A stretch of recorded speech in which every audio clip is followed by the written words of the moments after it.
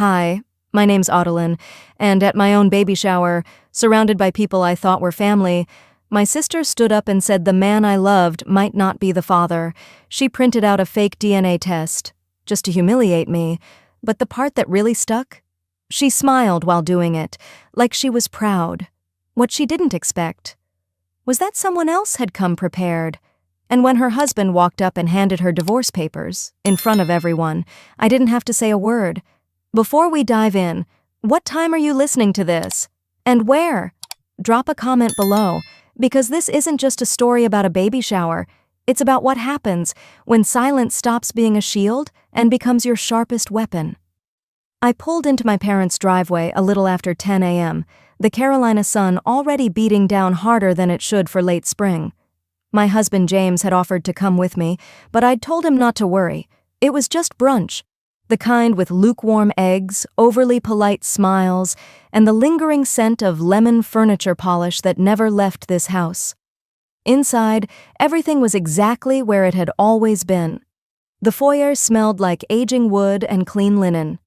On the left wall, past the credenza, was the gallery. Family pictures stacked in chronological chaos, but with one running theme. Isolde, my sister, was in nearly all of them. Big hair, bold smile, new haircut, new boyfriend, new year. Her middle school pageant photo, where she wore a rhinestone tiara and a spray tan too dark for a 12-year-old, still had the prime real estate at the top center of the wall, like she'd won something none of us would ever understand. I said hi to Mom, who was already in the kitchen whisking eggs like we were feeding 20, not 4. Dad offered me coffee with a stiff pat on the shoulder and then settled into his usual recliner with a sports channel murmuring in the background.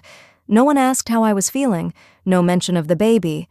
Maybe they were trying not to overwhelm me, but silence has a way of becoming its own kind of noise.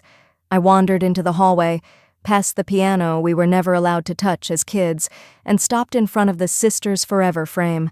I'd bought it when I was 9, 2 picture slots, a glittered phrase in cursive across the bottom. The idea was simple, one photo of each of us. Mine never made it in. I remember giving it to her with a ribbon tied around it, practically begging for that one sliver of acknowledgement. She laughed and slid in a photo of herself at cheer camp instead. Today, it still stood there. Just her. Always her. "Brunch'll be ready in 20, Mom called, snapping me out of the daze. I walked back into the kitchen and started slicing fruit. We moved around each other like strangers on a subway, familiar but disconnected. She talked about the neighbor's new deck, some church fundraiser, and how Dad had hurt his back trying to fix the fence. I nodded, smiled, tried. Then my phone buzzed. I almost didn't look, but something in my gut told me it wasn't just another ad or app reminder. I wiped my hand on a paper towel and picked it up. Tagged, Isolde Vexley posted a photo. The caption stopped me cold. "First to bring a grandchild? Maybe not, but at least I'll look good doing it." The image? Isolde, one hand cradling a baby bump that, unless she'd eaten a watermelon for breakfast, was padded with something that didn't belong to her biology. A soft pink maternity dress, hair curled, filters turned up to 11. The comments were already rolling in. "Congrats! Wait, you're pregnant too? Oh wow, twinsies in the fam?" I stared at the screen, numb. I hadn't even announced my pregnancy yet. We were going to tell everyone at the baby shower next weekend, quietly, intimately, just close family and friends. But here she was, making it a game, stealing the moment before I could even speak it out loud. "You okay, honey?" Mom asked, looking over her shoulder. I cleared my throat. "Yeah, just work stuff." I slipped the phone into my bag and forced myself to finish slicing the strawberries. My hands moved automatically, but my thoughts swirled with old echoes, like the time Isolde accidentally wore white to my engagement party, or the time she announced her move back home on the same night James and I bought our house, or the time she told a roomful of our relatives, "Audalyn's job sounds made up, doesn't it?" But this was something else. A new line crossed. She was faking a pregnancy, publicly, to hijack attention, From me, from my unborn son. I excused myself to the bathroom, closed the door behind me, and sat on the edge of the tub. My stomach, already stretched from the baby, now tightened from something heavier, betrayal wrapped in pink satin. I opened the app one last time, stared at her post, then quietly deleted the app. I couldn't look at it anymore. Not today. No, back in the living room, I took a seat on the edge of the couch. My father barely noticed. My mother hummed softly while pouring orange juice into tiny glasses. Nobody asked what was wrong. Nobody asked what that look on my face meant. I pressed a hand to my belly. You're not going to grow up invisible like I did. I looked at that wall again, the one with all the photos. Maybe that's why she never added my picture. There was never room for both of us. And that wasn't just a photo frame issue. It was always the story. If Isolde walked into the room, the air shifted. She needed to be noticed, needed the story to bend toward her. And I'd learned how to step aside. But 2 years ago, for a brief moment, it had felt like maybe the story was finally mine. Derek wasn't flashy. He didn't wear tailored suits or post gym selfies. He was a systems engineer, tall, thoughtful, always smelled like cedar wood and clean laundry. We met at a professional development conference in downtown Charlotte. He'd sat 2 chairs over in a breakout session on adult learning principles.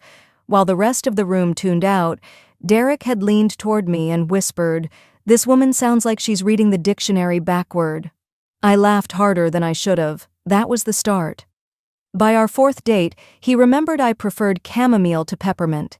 He bought tulips for no reason. He'd met some of my coworkers at a mixer and fit in effortlessly, even though socializing wasn't his thing. He listened, really listened. For the first time, I let myself imagine introducing someone to my parents not out of obligation but hope. 4 months in, we had plans for him to meet my family at a backyard barbecue. That night, we video called like we always did. Me in my pajamas, him sitting on his couch, rubbing the back of his neck the way he did when he was tired. He told me I made him feel calm. I told him I hadn't felt this safe in a long time. The next morning, I sent him a good morning text with a stupid pancake gif. It never got delivered. By noon, my call rang once and went straight to voicemail. By the next day, I realized he had blocked me. Everywhere. Phone, Facebook, LinkedIn, even Venmo. Gone. 3 days passed. I cried the first night, then stopped. My gut twisted with confusion, then clenched into something harder. I wasn't 17. I wasn't going to let someone ghost me and pretend it hadn't happened. So that evening, gray sky hanging low over Charlotte, I drove to his apartment. My fingers curled tighter around the steering wheel every mile. I didn't know what I'd say, but I had to say something. I knocked once. The door opened halfway. Derek blinked, frozen. "Odalyn?" I managed a tight smile. "Hey, I figured I'd check in since you disappeared." He stepped outside, closing the door behind him. His face looked older, more guarded. "I didn't know you'd come. I didn't know you'd vanish." I tried to keep my voice even. "You could have said something." He didn't meet my eyes. I didn't know how. "You don't know how to type? Or call?" "Derek, what happened?"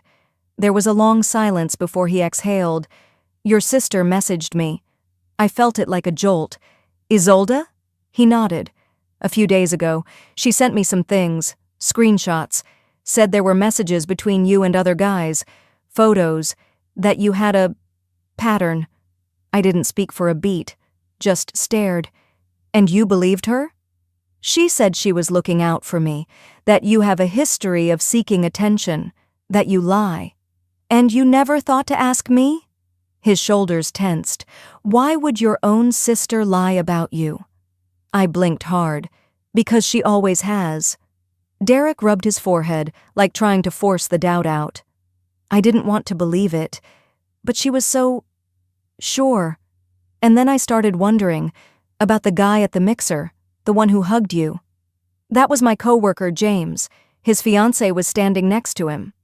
I know, he looked lost. I didn't know what to think. "You thought what was easier," I said quietly. You thought leaving was cleaner than confronting me." He didn't deny it. I drove home with my hands trembling on the wheel. That night, I didn't sleep. I stared at the ceiling for hours, going over every conversation I'd had with Isolde that month. She had asked about Derek, how serious we were, whether he looked as good in person. She smiled a little too long when I showed her a photo of us in Asheville, like she was filing something away. By sunrise, my body was exhausted, but my mind sharp. I pulled on jeans and a sweater, didn't bother with makeup, and drove straight to my parents' house. Isolde was at the kitchen table, scrolling on her phone, her hair swept into one of those messy buns that always looked too perfect to be accidental. She didn't look up when I walked in. "I need to talk to you," I said flatly. She set her phone down, already rolling her eyes. "God, what now?" "Why did you lie to Derek?" Isolde feigned confusion. "What are you talking about?" "I went to his apartment. He told me everything." Her jaw tightened. "So? So why?" Isolde stood up, folding her arms. "You always get the ones who look like they belong in a magazine. You always get the praise, the attention. Mom and Dad treat you like you're made of glass."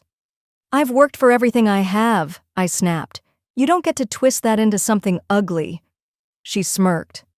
"I thought he was too good for you. You get too soft with men like that." "So yeah, I told him some things.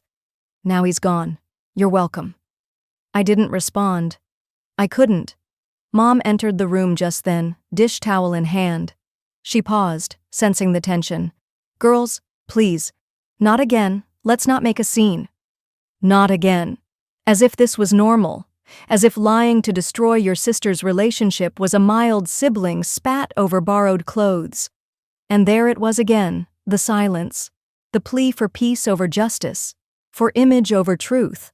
That was the moment I stopped seeing her as my sister and started seeing her as someone I'd need to survive. And survival didn't mean shouting back or keeping score. It meant paying closer attention to the quiet ways she pushed me out, ways that were hard to name but impossible to ignore. I realized it one Tuesday morning, standing barefoot in my kitchen with a mug of coffee that had already gone cold. I opened my phone, half distracted, just checking the usual morning scroll. I tapped on the family group chat, only to realize it wasn't there. I blinked, checked again. Nothing. It didn't feel like much at first. Maybe it was a glitch. Maybe someone changed the name of the group. I searched my texts. Still nothing. Then, a few minutes later, a cousin messaged me directly. "Hey, you coming to Grandma's thing Sunday? Your sister's organizing it. Should be fun." I stared at the screen. What thing? What Sunday? No one had told me a word. I texted back simply, "I hadn't heard about it." The typing bubble appeared for a second, then disappeared. By the time Sunday rolled around, I had talked myself out of asking. If they wanted me there, they would have said something. If they didn't, well, I'd survived worse. Still, I showed up, not to make a statement, but because Grandma's banana pudding always felt more like home than most people in the house ever did. I baked a peach cobbler the night before. Nothing fancy, just warm enough to say I'd made the effort. I wore a soft blue cardigan, my go-to keep it neutral color, and pulled my hair back to keep from fussing with it. Their house buzzed with voices when I arrived. Laughter floated through the screen door. I stepped in and was hit with a wave of pot roast and perfume. Someone had gone overboard with lilac spray. "Odalyn!" Dad called from the den. He smiled like everything was normal, like I hadn't been erased with the swipe of a finger. "Hey, Dad." I set the cobbler down on the kitchen counter. No one looked up. Isolde was already holding court, retelling a story about her trip to Charleston last month. I told the waiter, "Sir, if this lobster was any saltier, it could file for a restraining order," she said. Everyone roared. I slid into the seat furthest from her. My mom looked over, gave me a half smile, and passed the rolls. "Glad you made it, sweetheart." A family friend, Mrs. Caldwell, leaned toward me, surprised. "Oh, we thought you were still out of state." I kept my tone light.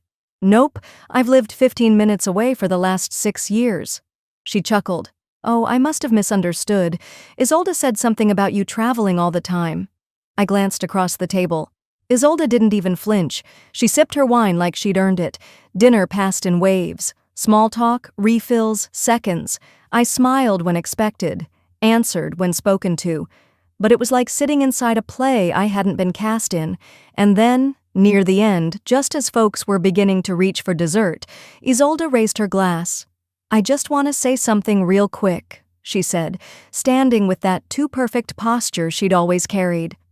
"To the women in this family, those who have always been brave, beautiful, and unapologetically themselves."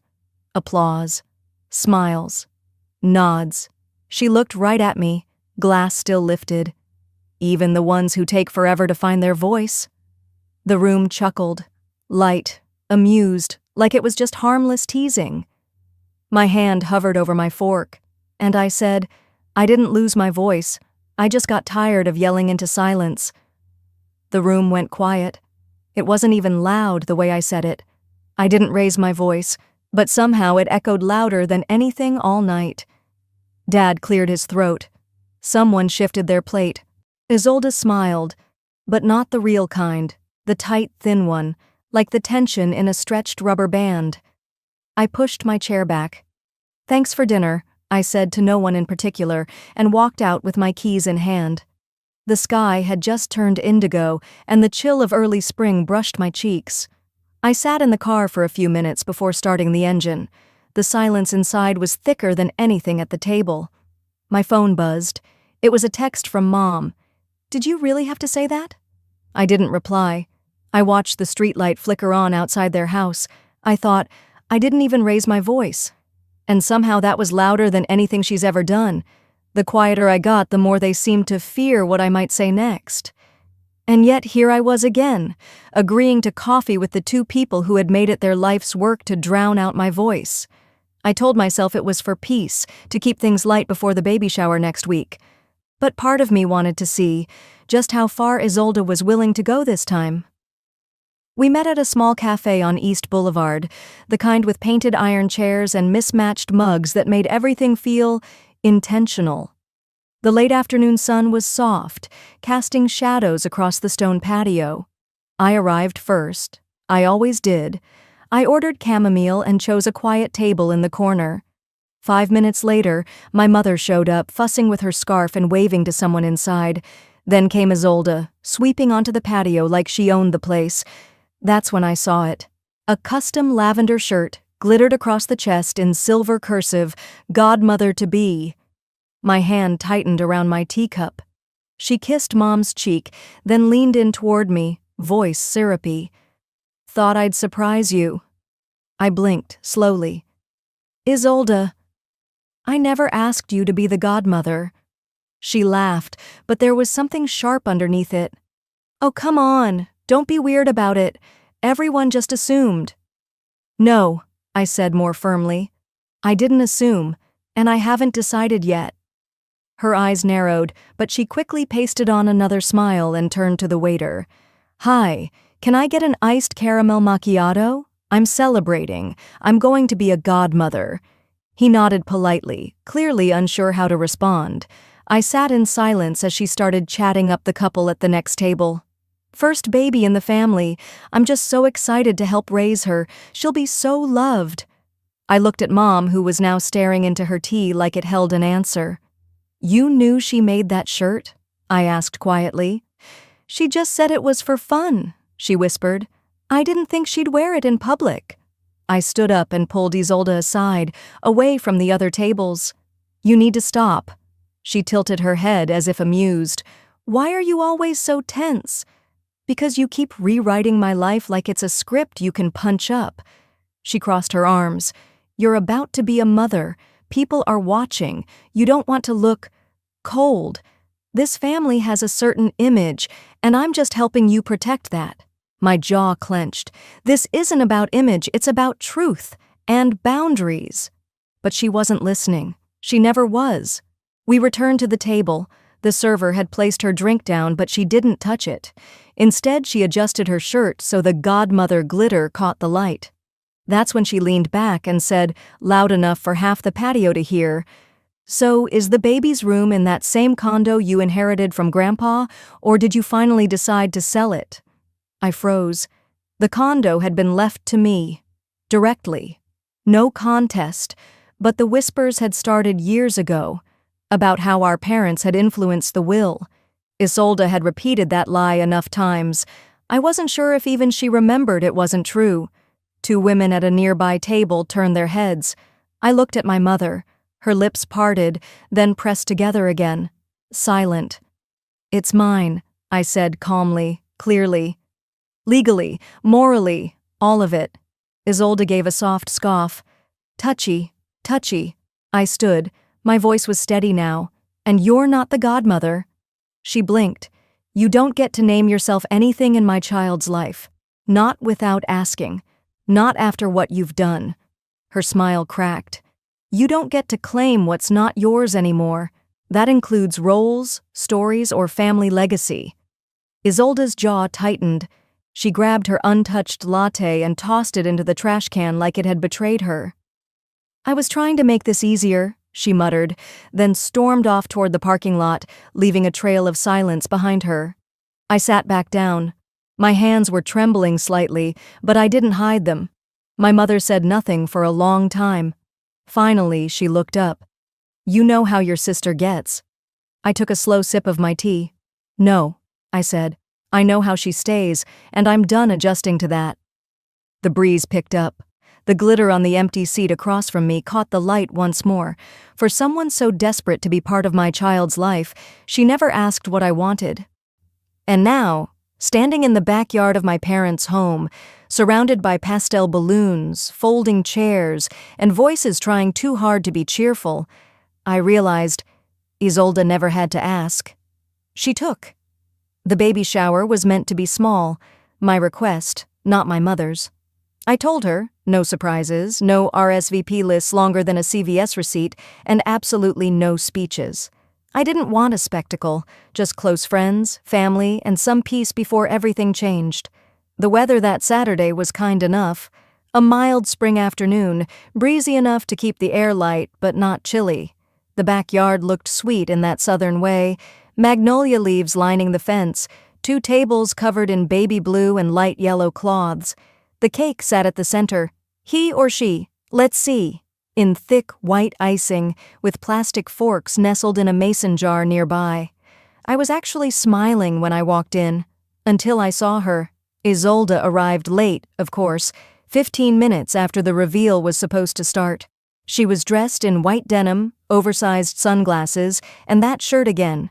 Godmother-to-be in gaudy silver script, glitter catching every bit of sunlight it could. Some of the guests clapped when she strolled in like a movie star entering a charity gala. She waved and hugged our mother, ignoring me entirely. Ellison appeared behind me, pressing his hand gently against my lower back. "Breathe," he whispered, his lips close to my ear. "She's just making noise." I nodded. But inside, I was already preparing for impact. The actual reveal came a few minutes later. My mom counted down from 5, and Ellison and I cut into the cake together. Blue frosting spilled out from the center, and the crowd erupted. Cheers, clapping, a few fake gasps. "A boy!" someone shouted. "Team Blue for the win!" Another laughed. And just as I let the moment begin to soften the tension in my chest, "Wait!" Isolde clapped her hands sharply. "Before we all start celebrating, can I say something real quick?" The crowd fell quiet. She pulled a folded sheet of paper from her purse like it was a golden ticket. "I brought a little gift," she said, her voice sing-songy. "Just a bit of clarity." I frowned. "Isolde, don't." She held the paper up like it was evidence in a courtroom. "According to this test, Ellison might not be the father." Gasps. Literal gasps. It was like the sound left the backyard in one giant inhale. My eyes darted to Ellison. His smile had vanished. His jaw clenched, and he turned to me. Not angry. Not yet, but wide-eyed with a kind of shocked stillness that cut deeper than anything else could have. I stepped forward. "What is that?" "A DNA analysis," she said. "I got it online. Ran a test through a service. Just wanted to keep everyone honest." "You ran a test?" I asked, my voice trembling but steady. "On what? Air? You don't have our DNA." She smirked. Details. Honestly, Odalyn, you've always been so secretive. I figured, why not get ahead of the rumors before they start? Ellison looked down at the paper as I snatched it from her. No header, no lab name, no identification, nothing official, just numbers and boxes, downloaded from God knows where. My mother stepped in. Isolde, that's enough. But Isolde wasn't done. It's a joke. Come on, everyone here knows it's not real. I just wanted to add a little drama. It's a party after all. The crowd didn't laugh. A couple of friends shifted uncomfortably. One of them grabbed her purse and slipped quietly through the gate. Someone whispered something about crossing a line. I looked at Ellison again. His eyes met mine, not full of blame, but pain. Not because he believed her, but because for just 1 second he wondered. And that was enough. I walked toward her, heels clicking against the deck, stopping only when I was close enough for her to feel my breath. You tried to steal the one thing I've protected more than anything else, I said quietly. My peace. Isolde crossed her arms. You're overreacting. I shook my head. No, I'm seeing clearly. I held up the fake test. This is who you are, and now you've shown everyone else. I didn't raise my voice. I didn't have to. Behind me, Ellison stepped forward. You're lucky this is her day. If it were mine, we wouldn't be having this conversation. Luther, Isolde's husband, had been standing near the drinks table. Now he looked away, embarrassed. My father, pale and visibly shaken, muttered something about needing air and disappeared inside. And my mother? She said nothing. Again. The silence was thicker than the frosting on the ruined cake. I turned back toward the table and picked up my fork. Carefully, I took another bite of the blue-filled slice and smiled. She's due in 6 weeks, I said to no one in particular. And from this point forward, my son will know exactly who stood beside him and who used his name for attention. I didn't cry. I didn't run. I stayed long enough for the rest of the guests to eat cake, open the diaper raffle gifts, and pretend that the storm hadn't just cracked down the middle of my family.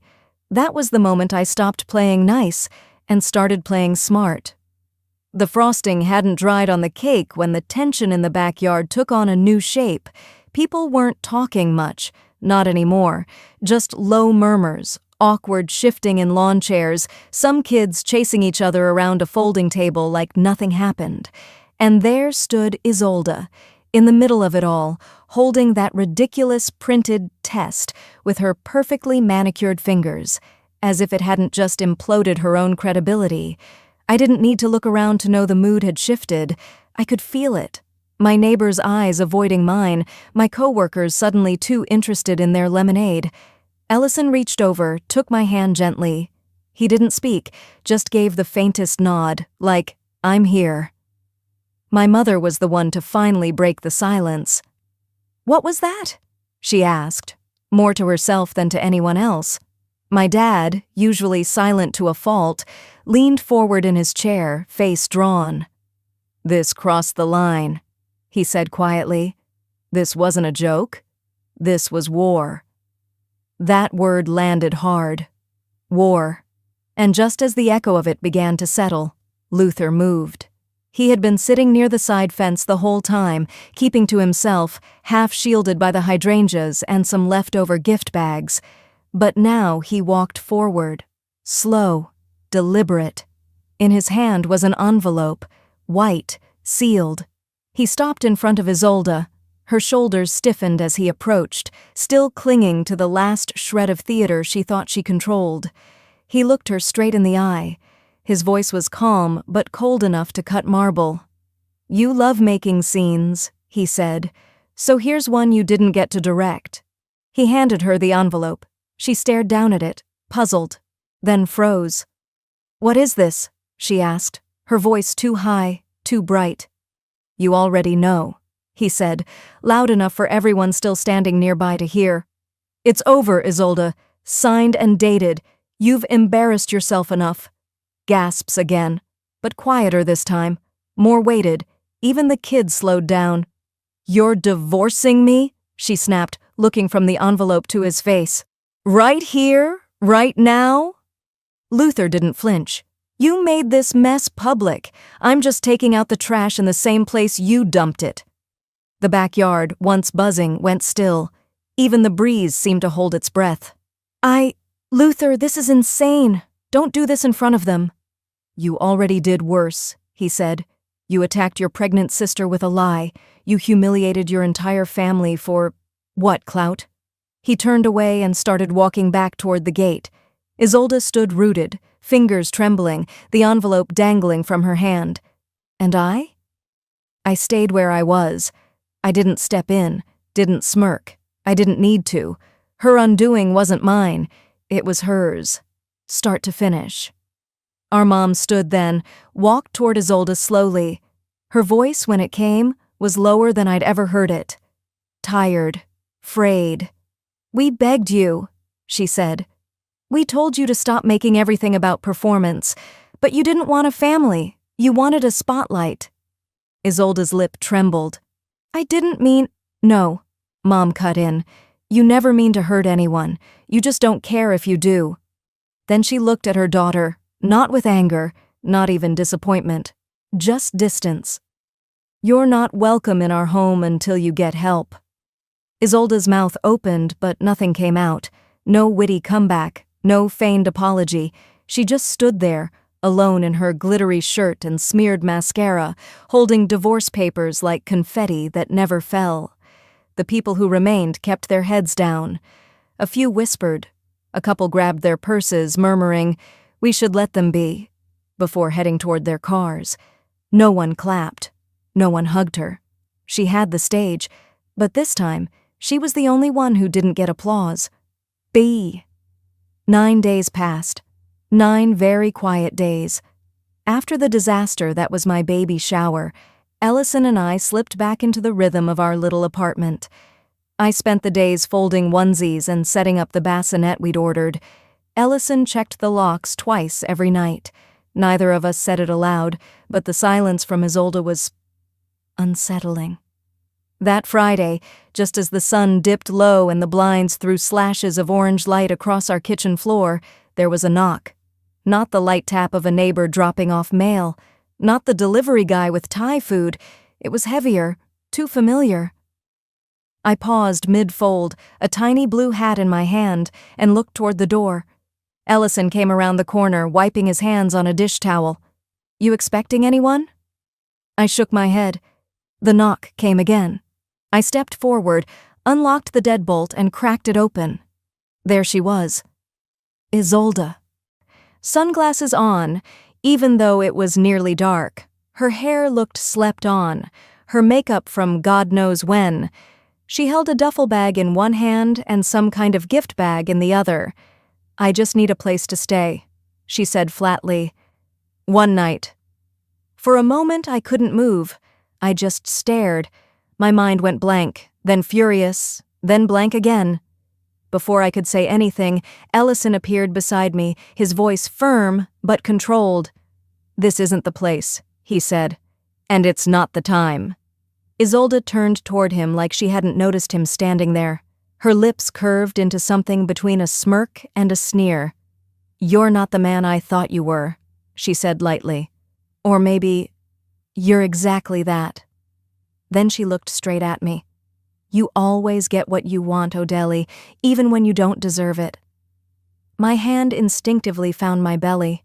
I didn't blink, didn't flinch.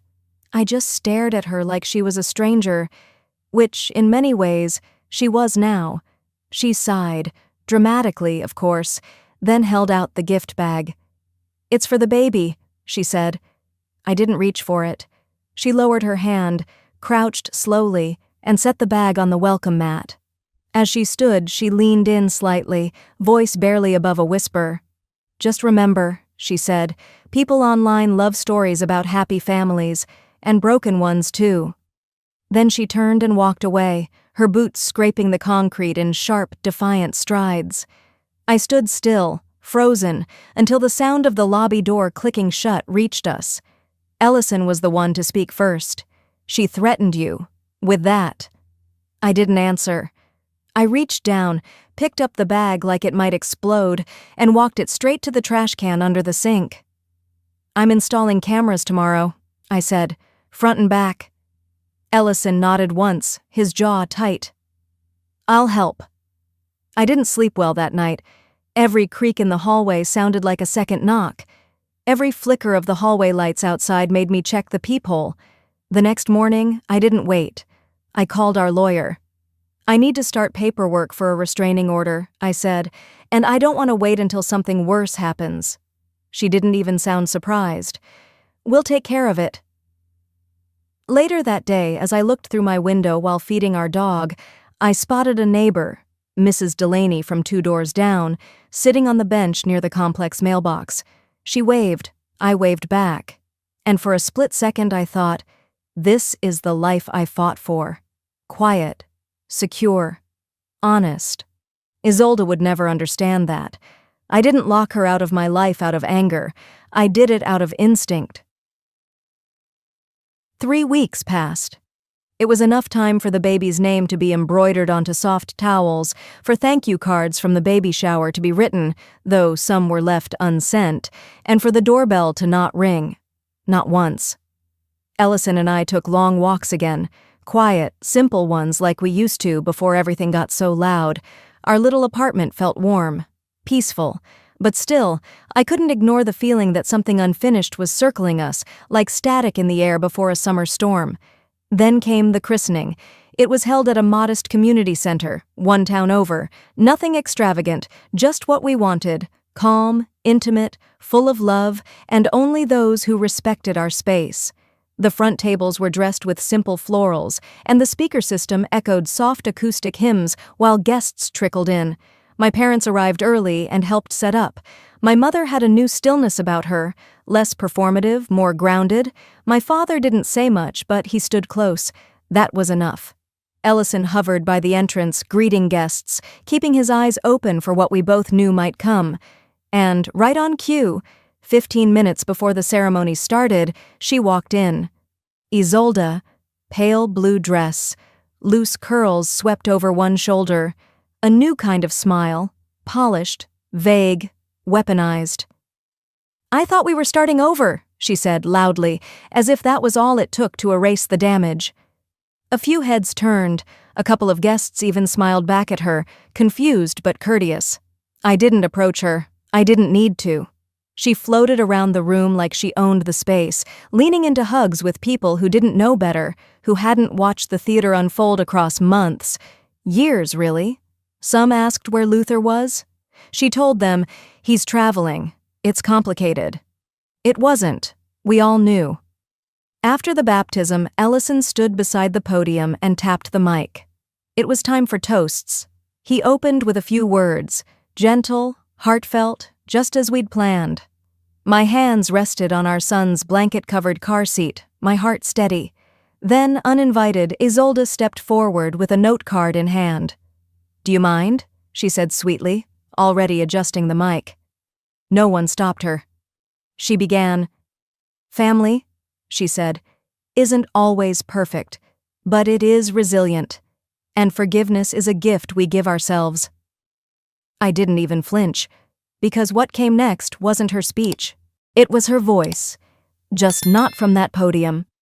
The speakers buzzed slightly, then a recording began to play. Just remember, people online love stories about happy families and broken ones too. Gasps. A murmur rolled through the room like a wave. Isolde froze. Her note card slipped from her fingers. Her mouth opened, but no sound came. Ellison's lapel mic, still hot, was connected to the sound system. Earlier, before the guests arrived, he had played the audio file one more time, testing clarity. The tech guy left the feed open, and now, so had she.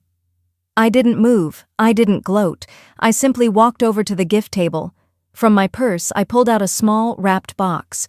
I unwrapped it carefully, deliberately, and placed the contents between 2 flower arrangements, the sisters' forever photo frame, still with Isolde's childhood photo on one side, but now, on the other side, sat a tiny new picture, baby Alex, wrapped in a yellow blanket, smiling in a way only newborns can, soft, trusting, unburdened. I turned to face the room, not raising my voice, just letting it land. I found someone who deserves the space she never made for me. That was it. No monologue, no vengeance speech. Just the truth. Guests whispered. Some looked down. Others glanced toward Isolde, who by now was trembling, cheeks flushed not with shame, but disbelief. It was the look of someone realizing the narrative had slipped from their hands. She took a step toward the podium, opened her mouth again, but this time no one waited to hear. People were already drifting. The photographer unplugged his gear and began packing early. My parents stood silently beside each other. My mother didn't move toward Isolde. She just watched her.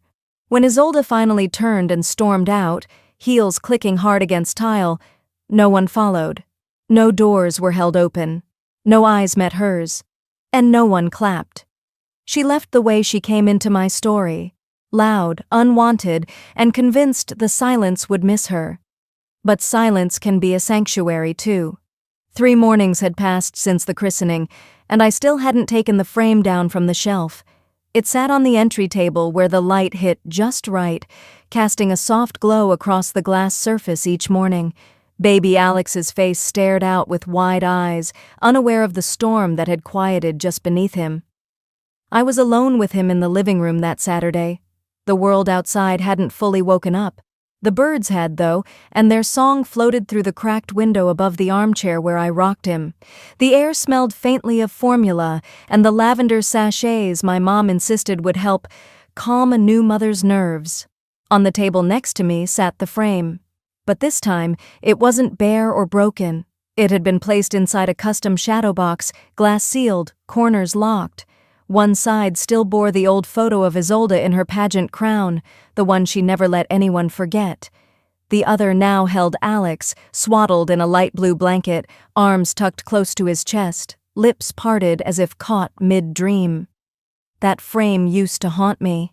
Now it didn't speak. It didn't accuse. It just existed, a symbol of what was, and what I'd chosen to make of it. I was halfway through humming "You Are My Sunshine" when my phone buzzed on the kitchen counter. I paused the rocker with my foot, tiptoed over with Alex still against my shoulder, and peeked at the screen. "Mom." I hesitated for just a second before answering. "Morning," I said softly. She didn't say anything right away. Then, just above a whisper, came her voice. "Your father and I watched the christening video again last night. Ellison sent it." I nodded, unsure if she could hear it. She continued, "We're proud of you, of how you handled it, of the mother you're becoming." Then, after a breath, "And we're sorry that it took us this long to say it out loud." There was silence, no scrambling to justify the past, no sudden tears, just words I'd stopped waiting to hear long ago. "Thank you," I said, not bitter, not expectant, just steady. She asked if she could drop off some things later that week. I told her I'd think about it. Then we said goodbye. By the time I hung up, Ellison had stepped out from the bedroom, coffee mugs in hand. He raised one toward me like a peace offering, then kissed Alex on the head before setting both cups down on the table beside the frame. He looked at it, then at me. "You okay?" I exhaled slowly, brushing a thumb over Alex's downy hair. "I think I finally understand what peace feels like. It's not perfect, but it's mine." He nodded. "You earned it." That night, after we put Alex down and the house dipped into its evening hush, I took the frame in both hands and carried it to the living room shelf. Not to hide it, but to elevate it. I placed it high, between a framed poem I loved and the candle we lit every New Year. It wasn't out of reach, but it was out of reach of harm. Some people will never love you the way you need. Some sisters stay frozen in the roles they wrote for you. But motherhood taught me something. The story doesn't end because someone exits. It begins when you decide who's worth staying.